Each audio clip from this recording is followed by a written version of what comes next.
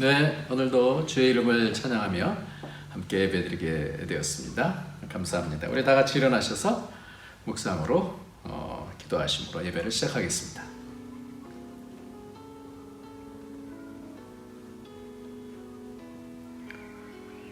그가 우리를 대신하여 자신을 주심은 모든 불법에서 우리를 속량하시고 우리를 깨끗하게 하사 선한 일을 열심히 하는 자기 백성이 되게 하려 하심이라. 아멘.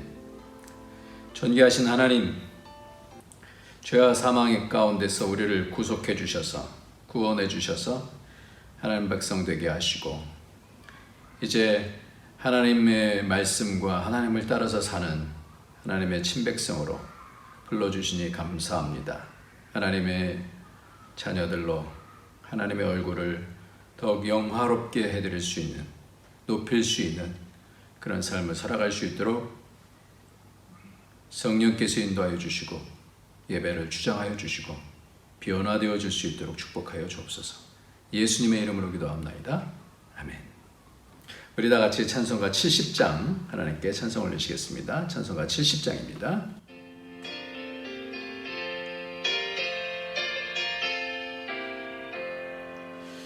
피난처 있으니 환난을 당한 자 이리 오라.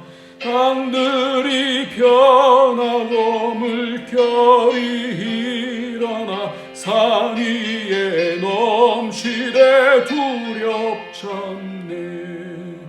이방이 떠들고 나라들 모여서 우리 주 목소리 한번 바라시면 천하의 모든 것 망하겠네. 만유주 하나님 우리를 도우니 피난처요. 세상의 난리를 그치게 하시니 세상에 장검이 쓸데없네. 높으신 하나님 우리를 구하니 할렐루야. 괴로움이 심하고 환난이 극하나 피난처 되시는 주 하나님. 아멘. 우리 다 같이 그 피난처 되시는 우리 주님 앞에 서지 못하고 내 힘대로 내 뜻대로 내 마음대로 살았던 죄악들 하나님께 오늘도 내놓고 주님만이 우리의 피난처시고 주님만이 우리의 산성이시고 주님만이 우리의 능력이십니다. 선하신 주님 붙잡고 오늘도 예수 그리스도의 피로 우리를 씻어주셔서 주님께 더욱더 가까이 갈 수 있도록 성령의 전이 되어갈 수 있도록 축복해달라고 우리 다 같이 회개하면서 전프로 나가도록 하겠습니다. 존귀하신 하나님 아버지, 그렇습니다. 오직 주님만이 선하십니다. 주님만이 능력이십니다. 주님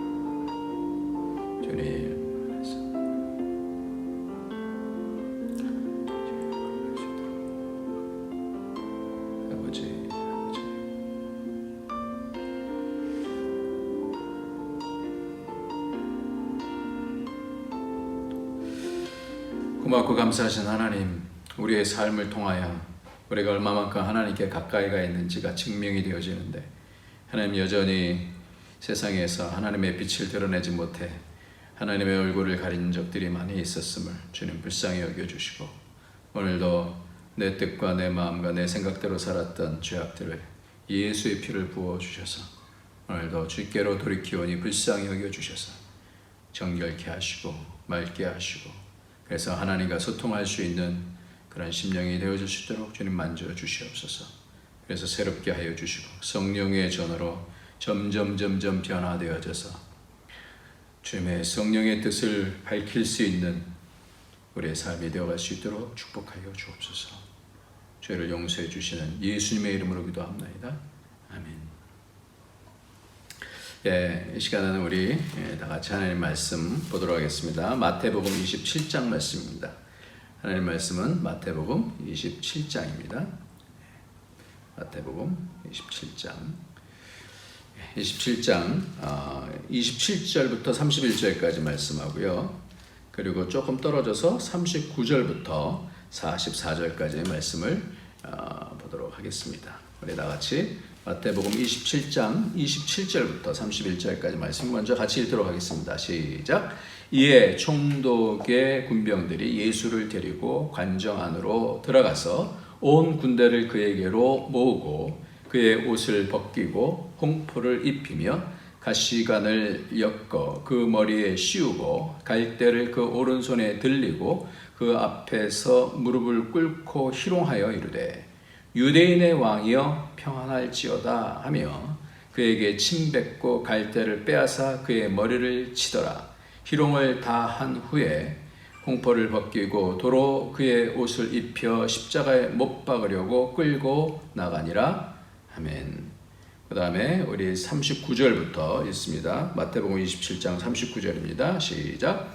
지나가는 자들은 자기 머리를 흔들며 예수를 모욕하여 이르되 성전을 헐고 사활에 짓는 자여 내가 만일 하나님의 아들이어든 자기를 구원하고 십자가에서 내려오라 하며 그와 같이 대제사장들도 서기관들과 장로들과 함께 희롱하여 이르되 그가 남은 구원하였으되 자기는 구원할 수 없도다.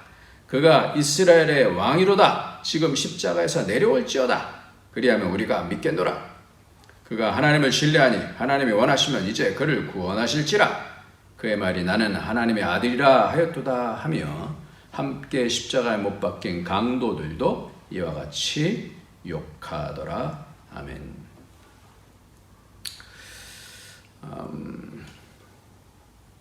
오늘 말씀의 제목은요. 악에서 구하소서 두 번째입니다. 악에서 구하소서 두 번째. 가로 열고 조롱당하신 예수님 가로 닫고 이렇게 제목을 잡았습니다.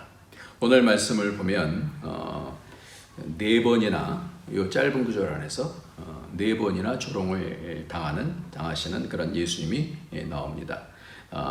그래서 군병들에 의해서 조롱을 당하시고 옷을 벗기고 홍포를 입히면서 가시관을 엮고 씌우고 또 갈대를 그 손에 들라고 해서 무릎을 꿇고 희롱하면서 유대인의 왕이여 평안할지어다. 그에게 침 뱉고 갈대를 빼앗아 그 머리를 또 쳤다 그랬어요. 희롱을 다했습니다. 그리고 39절에 보면 지나가는 자들이 자기 머리를 흔들며 예수를 모욕해서 성전을 헐고 사활에 짓는 자여 내가 만약 하나님의 아들이어든 자기를 구원하고 십자가에서 내려오라. 지나가던 자들이. 세 번째는 대제사장들과 서기관들과 장로들과 함께 희롱하여서 그가 남은 구원하실 때 자기는 구원할 수 없도다. 그가 이스라엘의 왕이로다. 지금 십자가에서 내려올지어다. 그리하면 우리가 믿겠노라.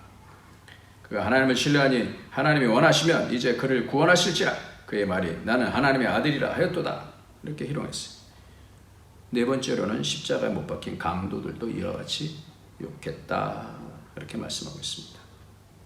왜 이렇게 모두들 예수님을 다 조롱을 할까요? 왜 그럴까요? 오늘 말씀의 핵심이 이 부분이. 왜 조롱을 할까요? 왜 이렇게 이런 내용들에 대해서 성경은 자세하게 그 부분을 적고 있을까요?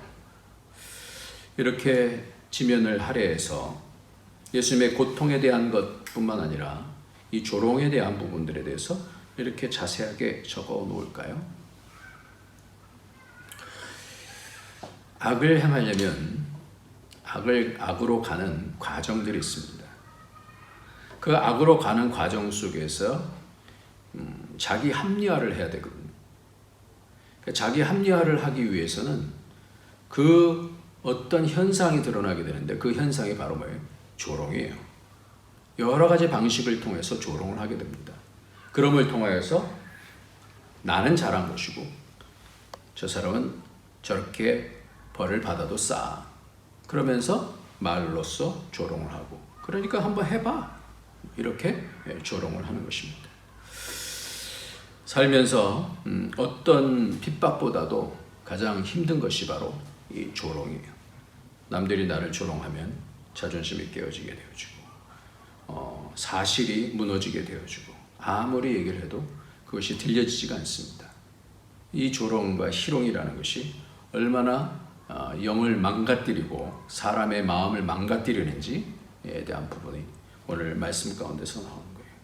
그러면 오늘 말씀을 통해서 가장 힘든, 우리가 이 땅에서 살면서 욕먹고 조롱당하고 비웃음 당하고 이런 것들이 가장 힘든데, 그래서 참 이기기를 원하지만 정말 무너지기 쉬운데, 그런데 우리 주님은 이러한 모든 사람들이 다 조롱할 때 주님은 어떻게 이겨나가시는가, 주님은 어떻게 이겨나가시는가, 이 부분을 오늘 같이 생각하고자 합니다.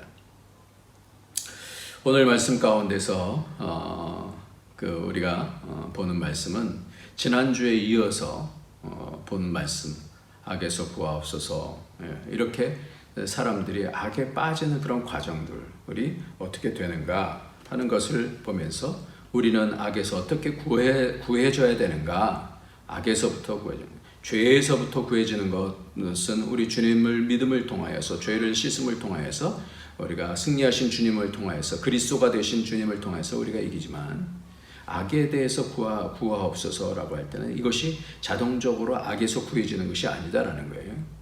그러니까 우리가 이 부분들을 오늘 좀 살펴보고자 합니다.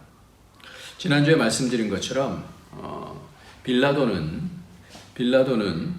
어떻게 서든지 예수가 그리스도라 하는 예수를 내가 어떻게 하랴, 그렇게 하면서 구하려고 했었어요.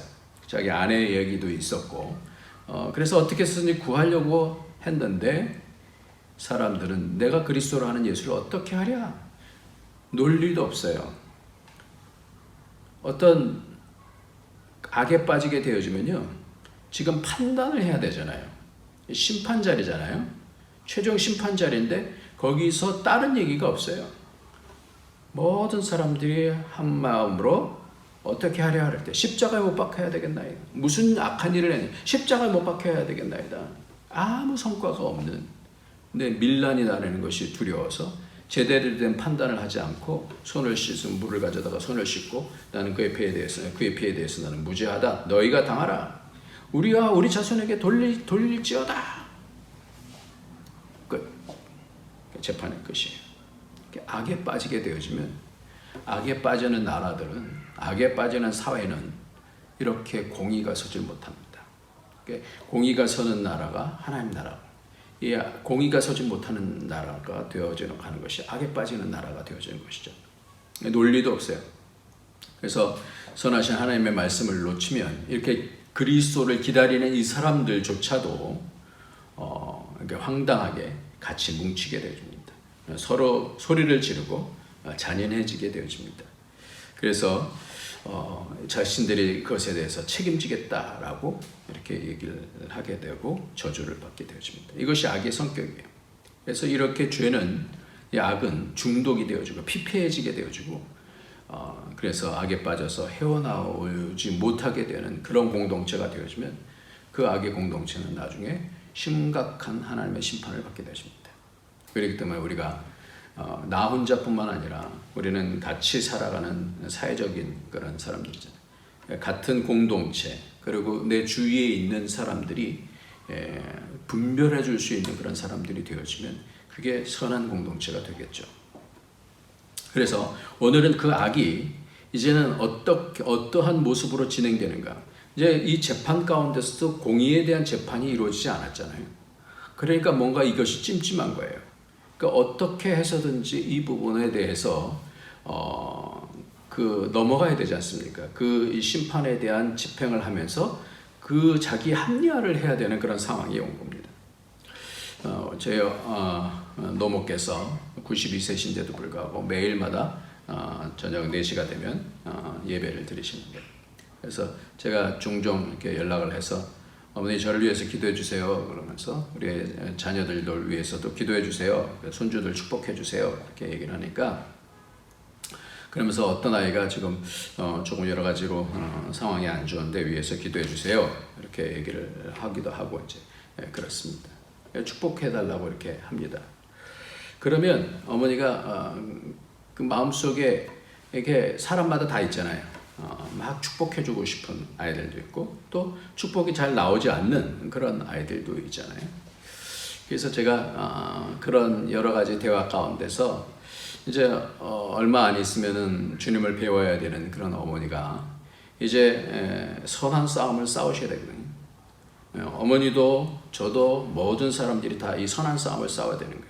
자기 어떤 판단이 항상 우리에게는 기준이 되지만 우리의 판단의 기준은 우리가 아니라 하나님의 말씀이고 하나님이기 때문에 그렇기 때문에 우리가 축복을 해야 되는 거죠. 그래서 선한 싸움을 잘 싸우도록 몇 차례 말씀을 드렸어요. 어떤 아이가 어떻든 간에 상관이 없이 어머니는 축복해 주시면 돼요. 그럼 하나님께서 축복해 주셔요. 그래서 우리가 끝까지 저는 그걸 봐요. 한 심령들이 어떻게 여러 가지 형편 가운데서 어떻게 판단을 하고 어떻게 삶을 살아나가는가 하는 그 기준이 하나님 말씀인지 아니면 자기 의인지 이 부분이 끝까지 싸워야 되는 그런 부분이거든요. 저희 어머니라 할지라도 그렇게 하나님 앞에서 싸워야 되는 거예요. 그건 누구나 마찬가지예요. 뭐 저희 또래든지 뭐 저희 아들 또래든지 누구나 마찬가지로 이 부분을 우리가 배워나가는 거예요. 그래서 선악을 분별하는 것이 그 어떤 것보다도 가장 중요합니다. 그러니까 솔로몬도 바로 그래서 하나님께 듣는 마음을 구한 거 아닙니까? 오늘 이 선악의 기본이 성품에서 나오기 때문에 우리는 이 성품을 통해서 말도 나오게 되어지고 이 성품을 통해서 생각도 분별이 되어지기 때문에 이런 성품은 어떻게 와야 되냐면 위로부터 오는 그런 지혜를 통해서 만들어지는 그런 성품이 되어야 되는 거예요. 그래서 야고보서의 말씀에는 위로부터 오는 지혜가 있고 이 땅에 있는 사악한 지혜가 있다라고 그렇게 말씀합니다. 그래서 위로부터 오는 지혜를 말할 때는 다 성품이에요. 성품, 편벽되지 아니하고 온유하고 평강이 있고 이런 모든 성품에 대한 그런 말씀을 합니다. 그래서 우리가 점점 우리가 나이가 들어가면서 더 분별해서 내 성품이 아닌, 내 기준이 아닌, 내 판단이 아닌 하나님의 성품을 통하여서 왜요? 이것이 우리의 혼의 구원이라 그랬어요. 믿음의 결국은 혼의 구원인데 이 혼이 내 생각이 아닌 하나님의 성령에 의해서 판단할 수 있는 그러한 혼이 되어지는 것이 바로 이것이 믿음의 결국은 혼의 구원이다, 푸시케의 구원이다 그렇게 말씀을 드린 것입니다. 그래서 이것이 우리에게 기본 성품이 있어요. 내 기준이 있어요. 근데 이 판단이 얼마만큼 하나님의 판단으로 지혜롭게 판단하는 사람이 되느냐가 그것이 관건 아니겠어요? 상담을 할 때도 내 기준을 갖고 판단하게 되어지면 그 사람 망가집니다. 그것은 다 옳은 것이 아니기 때문에 그래요. 그래서 하나님의 기준을 갖고 그 성품 가운데서 나오는 상담을 하게 되어지면 심령들이 저게 지혜구나 라는 것을 알게 되어지는 거예요. 그래서 때론 우리가 판단을 해야 되는데 내 의를 세우는 편에 서기가 쉬워요. 그리고 때론 그것을 위해서 남을 조롱하기가 쉬워요. 학교에서도 제가 아이들을 이렇게 바라보면서 가장 예민하게 살피는 것이 뭐냐면 어떤 아이 한 명이 왕따가 되기가 쉬워요. 좀 부족하고 그러면은 아이들이 같이 안 놀아주기가 쉽잖아요. 어떤 아이가 왕따가 되지 않을까? 그래서 잘 못 놀고 있으면 제가 이렇게 얘기를 해요. 리세스 타임에 이렇게 못 놀고 있으면 아이들이 이제 노는 시간에 그러면 얘랑 좀 같이 좀 놀아라 이렇게 얘기를 하고 그래요. 왜냐하면 그렇게 왕따를 당하게 되어지면 그러면 안 되잖아요. 그 아이도 그 아이의 천사들이 매일마다 주님을 배우는 존귀한 아이지 않습니까? 그러니까 한 사람 나의 판단을 보면 나 쟤랑 놀고 싶지 않아요. 당연히 그렇게 얘기할 수 있는 그런 이유가 다 있겠죠. 그러나 우리의 관점은 우리의 판단이 아니다라는 거예요. 우리의 삶은 하나님의 아들들이기 때문에 하나님의 뜻과 하나님의 생각을 가지고 이 땅에 하나님 나라를 세우는 거지 않습니까?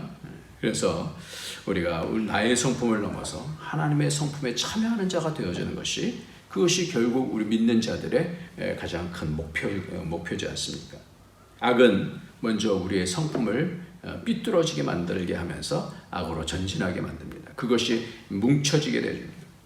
오늘도 이 말씀을 보면 이렇게 조롱하게 되어지는데, 같이 뭉쳐서 다 그룹들이 다 뭉쳐서 하나가 되지 않습니까? 그것이 악에서 하나가 되어지는 거예요. 악으로. 지난번에 어떤 다큐를 봤는데요. 악에 대해서 얘기를 하면 반드시 이 부분에 대한 얘기가 나와요. 악 그러면 가장 세상에서 악한 사람이 여러분 누굴 것 같아요?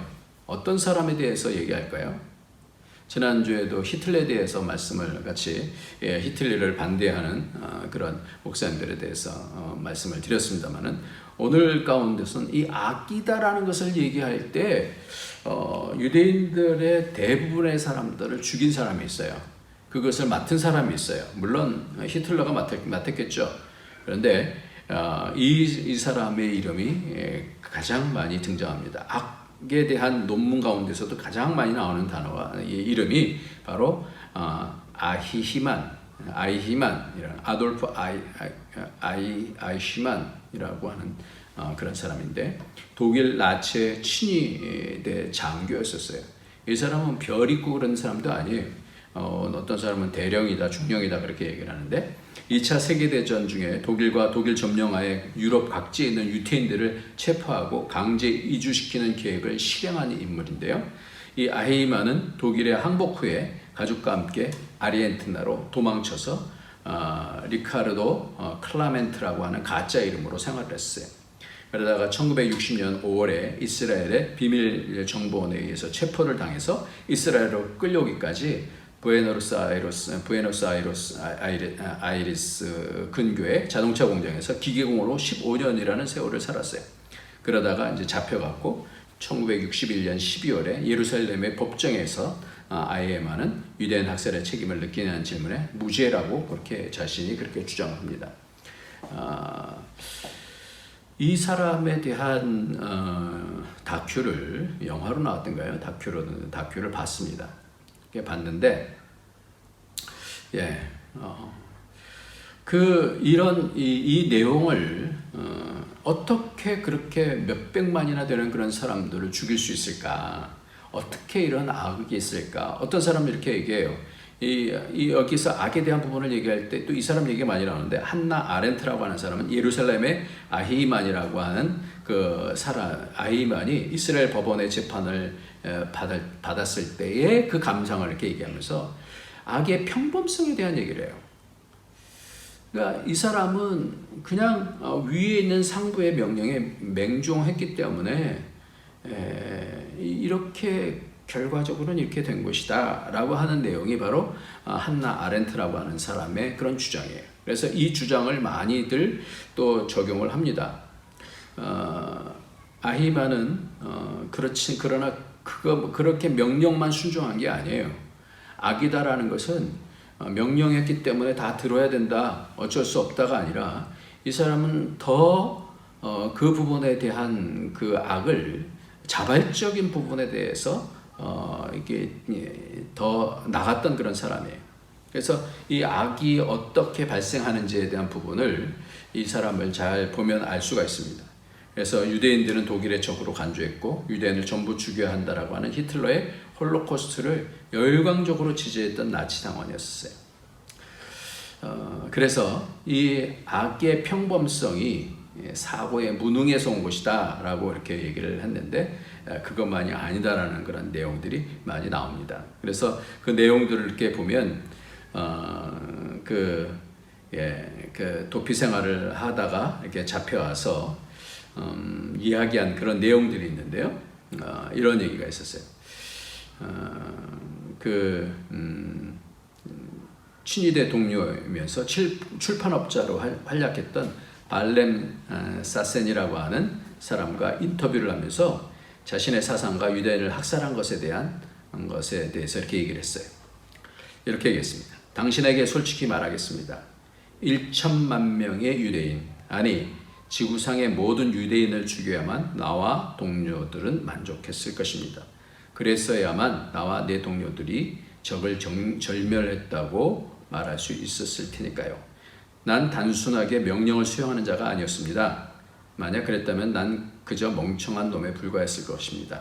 나는 나치당원들과 똑같이 생각했으며 함께 지구상에 유대인을 지워버리고 싶었던 이상주의자였습니다. 이렇게 얘기했었어요.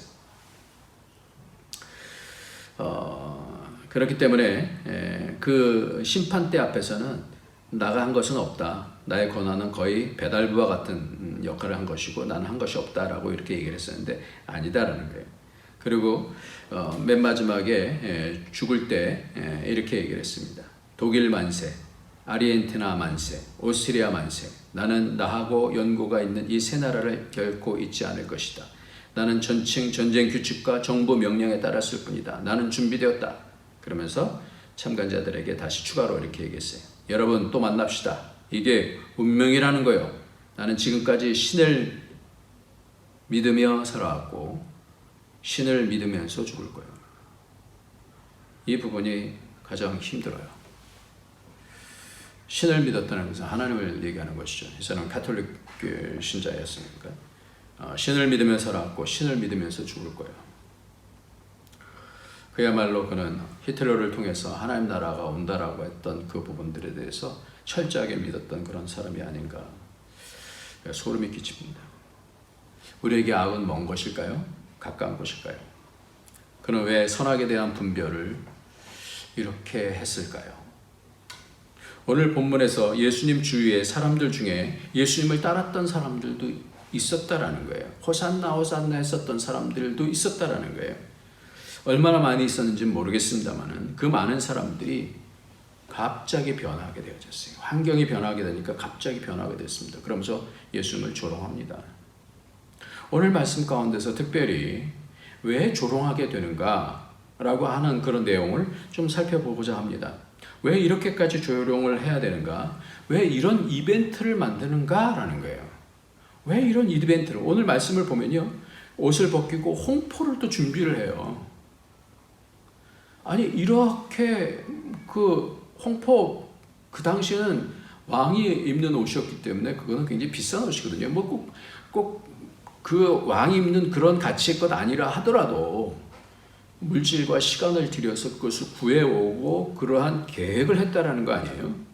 그러니까 그 머리에 가시관을 엮고 그 머리에 씌우고 갈대를 오른손에 또 들리고 그 앞에 무릎을 꿇고 희롱했어요. 유대인의 왕이여 평안할지어다. 그러니까 왕으로 만든 거예요. 오늘 이렇게 27절서부터의 그런 내용 그러면서 희롱을 다한 다음에 홍포를 벗기고 도로 그의 옷을 입혀 십자가 못 박게 끌고 갔게 되어진 그 이유가 뭐냐라는 겁니다. 이 내면에는 오늘 마태복음에서 보이지 아니하는 다른 어떠한 에너지가 이렇게 있다라는 거예요. 이 일을 행하게 되는 그런 어떤 다른 에너지가 있다라는 거. 그것이 누가복음 23장 6절부터 12절까지 내용을 보면 빌라도가 듣고 그가 갈릴리 사람이냐 물어 어디로 보내냐면요. 헤롯의 가나라에 속한 줄 알고 헤롯에게 보냈어요. 이 말씀을 잘 봐야 돼요. 그러니까 마태복음에 없는 내용이 누가복음 속에서 조금 더 구체적으로 그렇게 나오는데 그때 헤롯이 예루살렘에 있더라. 헤롯이 예수를 보고 매우 기뻐하니 이는 그의 소문을 들었으므로 보고자 한 지 오래였고 또한 무엇이나 이적 행하심을 볼까 바랐던 연고로라. 여러 말로 물으나 아무 말도 대답하지 아니하시니 대제사장들과 서기관들이 서로 서서 힘써 고발하더라. 그러니까 헤롯이 그 군인들과 함께 예수를 업신여기며 희롱하여 빛난 옷을 입혀 빌라도에게 도로 보내니 헤롯과 빌라도가 전에는 원수였으나 당일에 서로 친구가 되었더라. 이렇게 말씀합니다. 여러분들 이 헤롯이 어땠을까요? 그동안의 이 과정이 어땠을까요? 자기가 왕이지 않습니까? 물론 로마 속국이지만 헤롯 왕이잖아요. 그러니까 명색이 왕인데 이 동일한 왕인지 다시 한번 봐야 되겠습니다만은 아마 바뀌었을 것 같은데 근데 같은 헤롯이에요. 같은 헤롯이에요. 그러니까 왕이 태어났을 때 예수님이 태어나셨을 때 유대인의 왕이 태어났다 이렇게 났잖아요. 소문이. 그러니까 이 동방박사들을 통하여서 유대인의 왕이 어디서 태어났느냐라고 물었던 이 왕이란 말이에요. 얼마나 그 당시에 유대인 그 동방박사들이 말도 안 하고 간 것에 대해서 굉장히 화가 났었었지 않습니까? 그래서 많은 아이들 막 죽이고 그러지 않습니까? 유대인의 왕이 태어난다 그러니까 자기를 위협하는 왕이 태어난 거 아니에요. 그런데 이제 보니까 점점 들려오는 소식을 보니까 이제 안심할 정도가 아니라 별 볼 일 없는 별 거지 같은 놈 때문에 내가 이렇게 고민을 했나 라고 하는 그런 지경까지 온 것 같아요. 이적을 베푼다고 들었는데 그래 한번 이적 시원해 볼까? 근데 그것도 이제는 십자가에 달리려고 그렇게 잡혀서 그 자기 앞에 꼼짝도 못하는 그런 죄수로 와 있어. 그러니까 비웃는 거죠. 그러니까 업신여기면서 희롱하는 거예요. 그래서 누가복음에 그 뒤에 보면 13절부터 보면 빌라도가 대제사장들과 관리들과 백성을 불러 모으고 이르되 너희가 이 사람이 백성을 미혹하는 자라 하여 내게 끌고 왔도다. 보라 내가 너희 앞에 신문하였을 때 너희가 고발하는 일에 대해서 이 사람에게서 죄를 찾지 못하였고 별일 없어 이런 얘기죠. 헤롯이 또한 그렇게 하여 그를 우리에게 도로 보내었도다. 보라 그 행한 일에는 죽일 일이 없느니라. 그러므로 때려서 놓겠노라.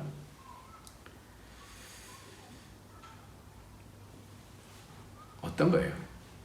그러니까 빌라도가 27장 18절에 보면 이는 그가 그들의 시기로 예수를 넘겨줄 줄 알미더라 이렇게 얘기를 하고 있어요. 시기가 바로 왕이 유대인의 왕 헤롯을 보고 이거 말이 안 되잖아. 이런 게 유대인의 왕이야 이런 거죠. 그러니까 왕권에 대한 근심과 안심 사이에서 나오는 오만이에요. 이제 확인한 거죠. 그러니까 어떻게 돼요? 그 오만이 자기 합리화, 자기에 대한 의 이런 것들이 뭘로 나와요? 조롱과 희롱으로 나온다는 거예요. 왜 욕을 합니까? 당신은 그런 욕을 받을 만한 그런 처지야. 나는 당신을 욕할 그런 사람이야. 이런 거 아니에요? 지난번에도 벤치 타는 사람이 소나타 타는 사람한테 뭐 너는 평생 이 소나타나 타라 뭐 이랬다며요. 참 그 수준이. 그러니까 이게 뭐냐면 욕이라든가 조롱이다라는 것은 우물러시게 이제는 근심할 필요가 없는 거예요. 저런 게 왕이야? 내가 괜히 근심했구만 이런 거 아니에요. 그러니까 참된 하나님의 나라에 대한 진리를 알지 못하면 이렇게 조롱에 동참하게 됩니다. 그래서 우리가 진짜 잘 분별해야 될 것은 뭐냐면 진리인지 그것이 참인지 아니면 사람들이 교묘하게 자기를 증거하기에 자기의 어떤 논리를 증거하기 위한 그런 거짓 신지에 대해서 분별하지 못하면 이렇게 조롱에 동참하게 되어지는 거예요. 그러면 이 조롱은 하나님 나라를 뒤집게 되어집니다. 교회를 무너뜨리게 되어집니다. 여러분들 누구를 도마 위에 올려놓고 씹어야 하는 그런 분위기의 교회가 되어지면 금방 그 교회는 사단의 밥이 되어지고요. 악에 빠져들게 되어지고요. 서로 난장판이 되어집니다. 그러니까 악에서 구해져야 되는 거예요. 주님께서 기도하시면서 말씀해 주신 이유가 바로 뭐예요? 조롱은 악으로 달려가게 하는 교묘한 사단의 전술입니다. 이 조롱하는 마음이 마음속에 생기면요. 그때 악이 내게 얼마만큼 들어와 있는가라는 것을 분별해 봐야 돼요. 많은 사람들이 그렇게 막 서로 한 사람을 놓고 막 조롱하는 그런 분위기가 되면 그것이 심지어 교회라 할지라도 벌써 이미 악에 사로잡힌 것이 된 겁니다. 조롱이 얼마나 무서운 악인지 아십니까? 교묘하게 자기도 모르는 사이에 왜요? 거기에 자기가 개입되지 않으면 마치 그 조롱당하는 사람의 조롱을 나도 받을 수 있기 때문에 조롱은 진리를 잃어버리면 이 감정적인 무시로 들어가면서 자기를 합리화하게 되어지는 의를 증명하는 수단이 되어집니다. 그래서 두려워갖고 왕따 당하는 애를 돕지를 못해요. 성령님께 우리가 묻지 않으면요, 진리가 분별이 안 됩니다. 학교에서 노는 아이들도 이렇게 잘 보면 서로 치고받고 하는 것이 그렇게 사실은 학교에서 크게 생각하는데, 그거보다 더 큰 교묘한 무시가 왕따시키는 거잖아요. 누가 한 명 조롱하면 그것이 전염이 되어져서 그 길로 다들 이렇게 쫙 흘러가는 거예요. 그러니까 학교 일만이 아니에요. 가정에서도 그럴 수 있고요, 교회에서도 그럴 수 있고요, 공동체 안에 회사에서도 당연히 그럴 수 있습니다.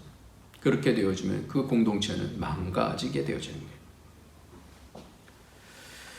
사단이 이렇게 조롱하는 자예요. 사단의 이름이 디아볼로스, 그래서 비난하는 자입니다. 사단의 성격으로 확 빠져들어가는 이 전술이에요. 이때 주님은 어떻게 감당하시느냐라는 거예요. 오늘 말씀의 핵심 바로 주님은 어떻게 이 일을 감당하시느냐라는 겁니다. 요한복음 18장 33절부터 보면 이 빌라도를 통해서 여러 이렇게 확산되어지는 그런 과정 속에서 예수님께서는 어떻게 하시냐면 33절에 이에 빌라도가 다시 관정에 들어가 예수를 불러 이르되 내가 유대인의 왕이냐? 예수께서 대답하시되 이는 내가 스스로 하는 말이냐? 다른 사람들이 나에게 대하여 네게 한 말이냐? 여기서 말하잖아요. 네가 스스로 하는 말이냐? 분별하라는 거예요. 다른 사람들이 나에 대하여 네게 한 말이냐?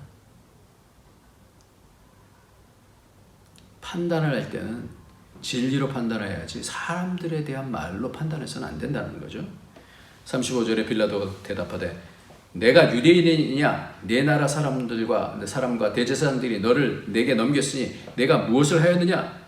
네가 무엇을 하였느냐는데 다시 물어요. 예수님께서 대답하시되 내 나라는 이 세상에 속한 것이 아닙니다. 이때 뭐래요? 진리를 말씀하는 거예요. 내 나라는, 진리의 나라는 이곳에 이 세상에 속한 것이 아니니라.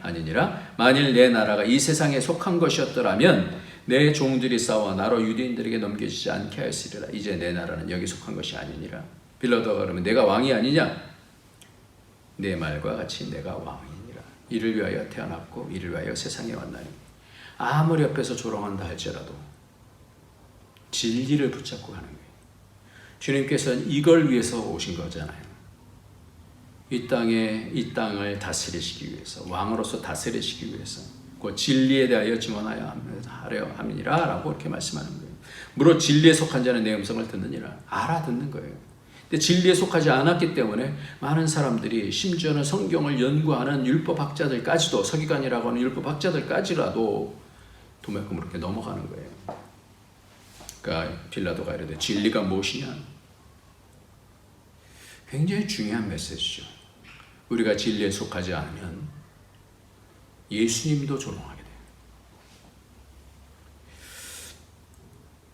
오늘 예수님께서 이기심에 대한 그 핵심은, 팩트는 하나님의 진리를 붙잡고 그 진리 이외에는 흔들리지 않으셨다라는 거예요. 이것이 어떻게 가능할까요? 이것이 핵심입니다. 하나님의 말씀, 진리의 말씀을 붙잡고 지금 하나님께서 그와 함께 하심을 통하여 이기시는 거잖아요. 그래서 예수님께서는 이 선한 증거로 증거하셨다라고 그렇게 말씀하는 거예요. 이번에 대학생 그 정민이라고 하는 아이가 죽었잖아요. 대학생인데 또 의대생인데 안타깝죠. 많은 사람들이 안타까워하는 것 이면에 또 유튜버들이 그 사건을 가지고 여러 정황들을 가지고 내 말이 맞다라는 것을 얘기하면서 나왔었어요. 근데 거기에다 더불어서 유튜버들이 무속인들까지 찾아가서 점괘를 물었어요. 손 씨가 타살을 당했다거나 이성 문제로 함께했던 친구와 싸움이 일어났다라는 그런 주장까지도 이렇게 이 무속인들의 얘기까지 들어가면서 이야기를 하면서 진리를 벗어난 얘기들을 하는 거예요. 이 유튜버들이 10만에서 50만에 달하는 이 무속인들을 홍보하는 거예요. 완전히 다른 일로 가는 거죠. 지금. 무서운 거예요. 진리를 붙잡고 싸우는 것은 굉장히 외로운 길이죠. 한 사람 죄인 만들기, 한 사람 그렇잖아요. 병신 만들기 쉽다 이러는 거 바깥에서 그런 얘기 하잖아요. 그러니까 예수님께서는 이런 수치와 모욕 가운데서 그냥 죄인이 된 거예요. 그래서 오늘 말씀에 보면 빌라도와 헤롯이 친구가 되어졌다 그래요. 빌라도와 헤롯이 친구가 되어지는. 세상은 교회를 그리스도를 비아냥댑니다. 지금 세상이 그렇잖아요. 그럴 때 우리는 어떠한 곳에 장단을 맞춰야 되느냐라는 거예요. 이때 우리가 하나님의 성령으로 이야기를 하는지 아니면 내 생각으로 알량한 생각을 주장하면서 핏대를 내는지. 그래서 야고보서 3장의 말씀에 보면 이와 같이 혀도 작은 지체로 돼 큰 것을 자랑하도다. 보라 얼마나 작은 불이 얼마나 많은 나무를 태우는가. 혀는 곧 불이요 불의의 세계라. 혀는 우리 지체 중에서 온몸을 더럽히고 삶의 수레바퀴를 불사르나니 그 사르는 것이 지옥불에서 나느니라. 이것으로 우리가 주 아버지를 찬송하고 또 이것으로 하나님의 형상대로 지음을 받은 사람을 저주하나니 한 입에서 찬송과 저주가 나오는도다. 내 형제들아 이것이 마땅치 아니하니라. 샘이 한 구멍으로 어찌 단물과 쓴물을 내겠느냐. 내 형제들아 어찌 무화과나무가 감람나무를 포도나무가 무화과를 맺겠느냐. 이와 같이 짠물이 단물을 내지 못하느니라. 이렇게 그 열매를 보고 안다라는 말씀이에요. 입술의 열매예요. 입술의 열매가 찬송이 돼야 되는데, 찬미가 돼야 되는데 욕이 되어지고 조롱이 되어지고 비판이 되어지면 그럼 그것이 악이 얼마만큼 빠져있냐라는 것이 되어집니다. 그래서 지혜는요 성품이에요. 성품.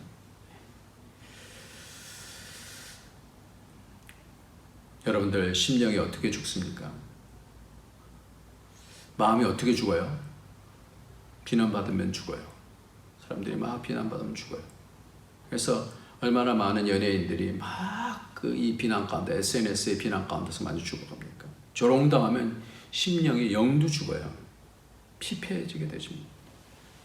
왜 욕을 먹는 것이 힘든가? 그냥 그건 아무것도 아니잖아요, 사실. 무시하면 되는 거잖아요. 근데 그게 그렇지가 않아요. 말은 이 강력한 힘이 있기 때문에. 그래서 언어 폭력이 실제적인 폭력보다 더 나쁜 것일 수 있어요. 그 상함이 얼마나 잔인한 것인지. 왜? 그것이 악에서부터 나온 것이기 때문에 그래요. 그 사악함이 악한 영으로부터 나오는 것인지를 모르기 때문에 말하는 것은 당연히 내가 때렸어? 어떻게 했어? 이렇게 얘기하는데 절대 그렇지 않죠. 영광을 받으셔야 하는 하나님께서 조롱을 받으십니다. 그 진리를 모르면 이렇게 하나님을 조롱하게 되십니다. 죄가 없으신 그리스도께서 한순간에 십자가형의 죄인이 되어지는 이 과정이에요. 그러면 이때 욕과 저주를 어떻게 이길 수 있느냐? 우리도 마찬가지로 손으로 악을 이겨야 되지 않습니까? 조롱을 받아야 할 이유가 없고 오히려 칭찬을 받아야 하는데 누가 나를 조롱하게 되어지면 얼마나 기분이 나빠요. 마귀는 이렇게 비난하고 조롱하게 됩니다. 그러니까 마귀를 이긴다는 것은 이 훈련을 해야 되는 거죠. 마귀를 이긴다, 사탄을 이긴다는 것은 바로 이 과정을 이긴다는 거예요. 예수님께서 이기신 것처럼. 오해받고 조롱당하고 무시당하고 욕을 먹어도 정당한 권리를 빼앗긴다 할지라도 그 나라 세우기 위해서 두 가지를 붙잡는. 하나는 하나님의 언약의 말씀 진리를 붙잡고 또 하나는 나와 동행하시는 하나님을 붙잡게 되어질 때 우리는 승리하게 되는 줄 믿습니다. 김달진이라고 하는 어떤 시인이 어느 곳에서 봤더니 이렇게 얘기해요. 일찍이 십자가 사건을 두고 이런 말을 했습니다. 십자가 위에 예수의 사형, 이때처럼 인간의 잔악성을 보인 일은 아직 인류의 역사에 없었으리라. 그러나 이때처럼 인간의 깊은 사랑과 신뢰를 세상에 보인 일은 역사의 어느 곳에서도 보이지 않으리라. 불의를 당하는데 참고 이기는 거 정말 쉽지 않은 거예요. 입을 다물고 있는 거 정말 쉽지 않은 거예요. 살이 썩습니다. 뼈가 썩습니다. 그런데 주님은 상하지 않으셨어요. 그 내면이 부활하십니다. 어떻게? 그것이 사도 바울 같은 경우도 여러 고난을 당하면서 부활에 이르려 하노니 그렇게 말씀한 것이지 않겠어요? 언약과 진리를 붙잡으신 주님, 하나님 앞에서 이 조롱을 감내해 넣으신 주님, 성령을 통해서 고난을 이기신 주님, 영국에서 가장 국민들에게 사랑을 받았던 왕 조지 왕이 있었는데 6세가 연설을 잘하는 사람으로 알려져 있습니다. 근데 어린 시절부터 말을 심하게 더듬는 그런 장애인이었어요. 정상적인 대화가 힘들 정도였습니다. 다행히도 라이오넬이라고 하는 좋은 선생님을 만나서 이 컴플렉스를 극복하고 제대로 말할 수 있게 됐는데, 이 스토리는 킹스 스피치라고 하는 영화에서도 나와요.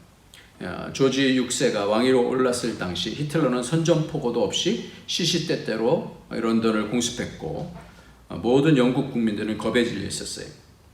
이 상황에서 병사와 국민들의 용기를 이끌어내고 안정을 시켜야 했던 조지 6세는 대국민 라디오 연설을 했는데 역사에 길을 남을 명연설로 지금도 인정을 받고, 이 연설의 마지막을 조지 6세는 루이스 해스킨스의 시간의 문이라는 시를 인용하면서 마무리 지었습니다. 여기 이렇게 되어 있어요. 나는 시간의 문에 서 있는 남자에게 물었습니다. 내가 알지 못하는 곳이라도 안전히 갈 수 있는 빛을 달라고. 그러나 그는 어두운 곳을 가리키며 대답했네. 저 어둠 속으로 들어가십시오. 그러나 하나님의 손에 맡기십시오. 그 어둠이 당신의 빛보다 낫고 환한 길보다 더 안전할 것입니다. 아무리 힘들고 어려운 상황을 보인다 할지라도 주님과 함께하는 그 길을 선택하는 것이 더 현명하고 나은 선택은 없다라고, 캄캄한 어둠으로 덮인 좁고 좁은 길이라 할지라도 주님의 손에 모든 것을 맡기며 한 걸음 내딛는 용기가 낫다라고 그렇게 얘기하는 것이죠. 그러니까 말은 살려요. 이 희롱을 이겨야 되고, 우리는 어떻게 돼요? 그 모든 상황 속에서도, 어떤 상황 속에서도 주님의 진리의 말씀을 말할 수 있는 훈련을 하는 것이 바로 선으로 악을 이기고 하나님의 성품에 동참하는 그런 과정이 되는 줄 믿습니다.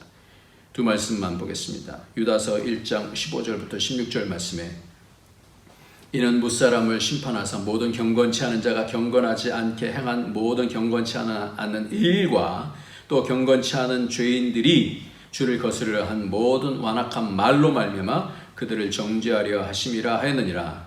이 사람들은 원망하는 자며 불만을 토하는 자며 그 정욕대로 행하는 자라. 그 입으로 자랑하는 말을 하며 이익을 위하여 아첨하느니라 하였어요.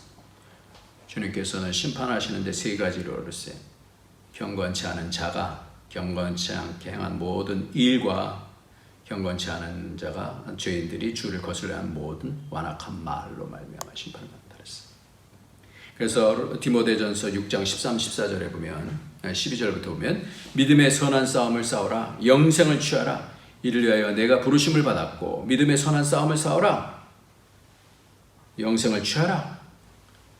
이를 위하여 내가 부르심을 받았고 많은 증인 앞에서 선한 증언을 하였도다. 증언이 선한 싸움이라는 13절에서 만물을 살게 하신 하나님 앞과 본디오 빌라도 앞에서 선한 증언을 하신 그리스도 예수 앞에서 내가 너를 명하노니 우리 주 예수 그리스도께서 나타나실 때까지 흠도 없고 책망받을 것도 없이 이 명령을 지키라 했어요. 이 명령이 뭐예요? 하나님의 말씀 그러면서 선한 싸움을 하면서 선한 증거를 하는 거예요. 하나님 말씀을 얘기하는 거예요. 하나님의 선한 말씀으로 우리는 하나님 나라를 세웁니다. 그리고 우리의 말로서 사람들을 조롱하면 안 돼요. 사람을 조롱하지 맙시다. 또 교회를 조롱하지 맙시다. 주님의 이름을 거룩히 고백합시다. 어떤 형편이어도요. 왜요? 이것은 주님께서 통치하시는 곳이기 때문에 그렇습니다. 그 선한 싸움은 바로 선한 증언으로 이기게 되어집니다. 선한 고백을 하는 거예요. 진리를 잡았을 때 이것이 가능한 거예요. 헛된 말이 나오면 내가 진리를 잡지 못하고 있구나 하고 회개하고, 말씀이 안 들리면 울고, 하나님의 마음이 잡히지 않고 악한 사탄의 마음이 잡히면 금식하고 성령으로 나를 죽여야 합니다. 그러면 하나님의 나라를 주께서 주실 줄 믿습니다. 그런 복이 저와 여러분에게 있기를 예수님의 이름으로 축원합니다. 아멘. 기도하겠습니다. 주님 감사합니다. 오늘도 말씀을 주셨사오니 주님께서 그 악의 가운데서 이기신 그 말씀, 진리의 말씀과 하나님과 함께 해주심을 알고 끝까지 하나님 나라를 세우신 주님 앞에서 우리도 그러한 싸움을 쌓아갈 수 있도록 성령으로 함께하여 주시고 분별할 수 있는 지혜를 허락하여 주옵소서. 예수님의 이름으로 기도합니다. 아멘. 오늘 다 같이 찬송 부르시겠습니다. 찬송가 315장입니다.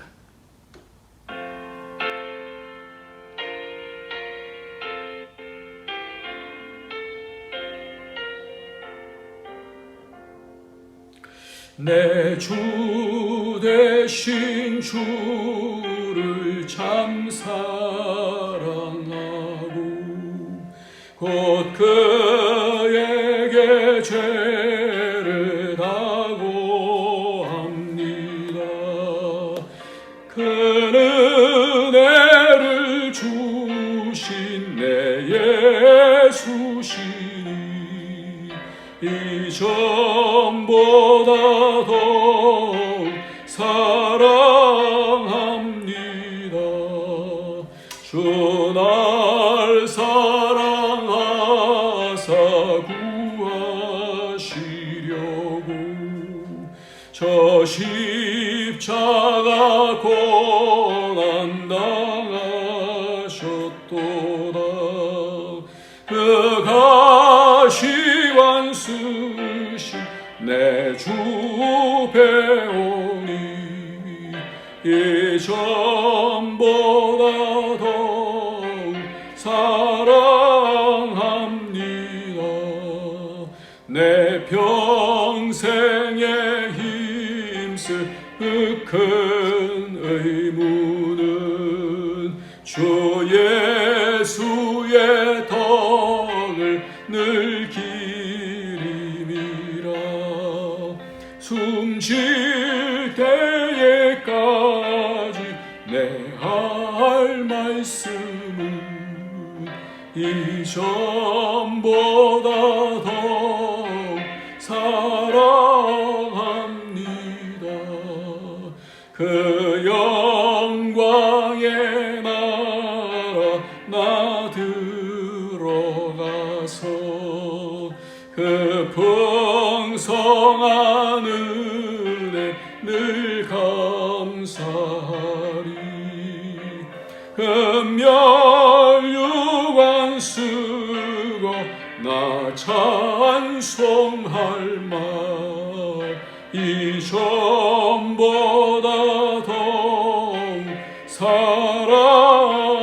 사랑합니다.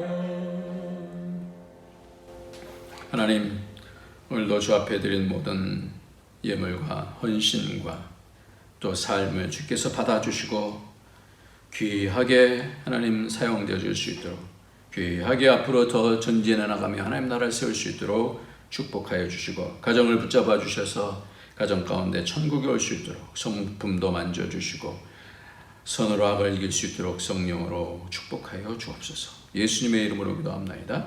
아멘. 이제는 우리 주 예수 그리스도의 무한하신 은혜와 독생자 아낌없이 주신 하나님의 크신 사랑과 성령의 교통, 교제, 충만 인도하심이 오늘도 우리를 붙잡고 하나님의 백성 되게 오늘도 훈련시키시는 하나님의 뜻을 알고 선으로 악을 이기기를 원하는 모든 주의 권속들 머리 위에, 그 가정 위에, 하는 모든 일들 위에, 우리 안디옥 교회 위에 이제로부터 영원토록 함께 있을지어다. 아멘.